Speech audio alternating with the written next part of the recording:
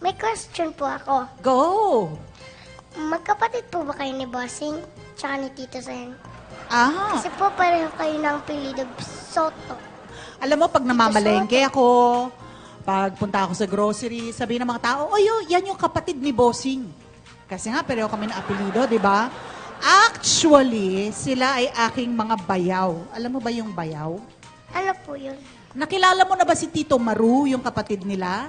Ha? O bakit naman ang ganda ng ngiti mo nung sinabi kong Maru? Nakilala mo na si Maru? Kasi po, masaya po pag nakikita ko si Tito Maru. Oo. Alam niyo po kung bakit? Bakit? Favorite ko po siya. Ang favorite mo siya magsiselo sa'yo si Bossing. Pag nalaman niya, ang Si favorite mo Bossing si po, Tito Maru. favorite ko. Pero si Tito Maru po, favorite ko. Ang dami mo Alam namang niyo po- favorite. Alam niyo po kung bakit? Bakit? Binibigyan niya po ako lagi ng load. Opo. Teka muna, pag Minsan. binigyan kita ng load, favorite mo na rin ako. Opo. Ang dali-dali mo naman palang paligayahin. Si Tito Maru po, pag nakita ko, minsan 20, minsan 100. Ilang taon na si Tito Maru?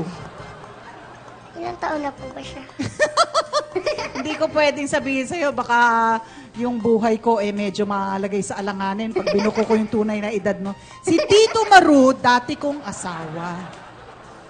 Kapatid nila Bossing. At saka, kaya ko bayaw si Bossing at saka si si Tito Sen, kasi yung kapatid nila na si Tito Maru, asawa ko dati. Yun, naintindihan mo na? Yes. Ang ganda niya naman Ano yung gano'n? May expression siya na gano'n di ba? May gano'n siya na expression. Ano yun? Hindi po nagchichismis sa akin ni Tito Maru yun Hindi niya yun machichismis. Huwag na natin pagchismisan. Change topic. Change topic. Ano pa yung change topic? Huwag na natin siya pag-usapan kasi baka sumikat. Nag-guess na nga po yun sa akin eh. Nag-guess din si Tito Maru dito? Talaga? Anong ginawa niya?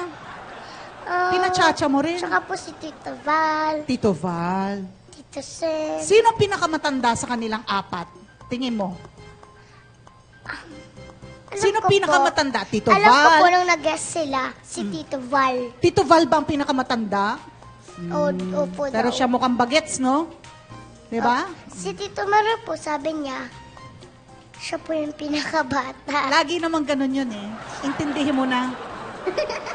Pero parang joke lang po eh. O, joke lang talaga yon.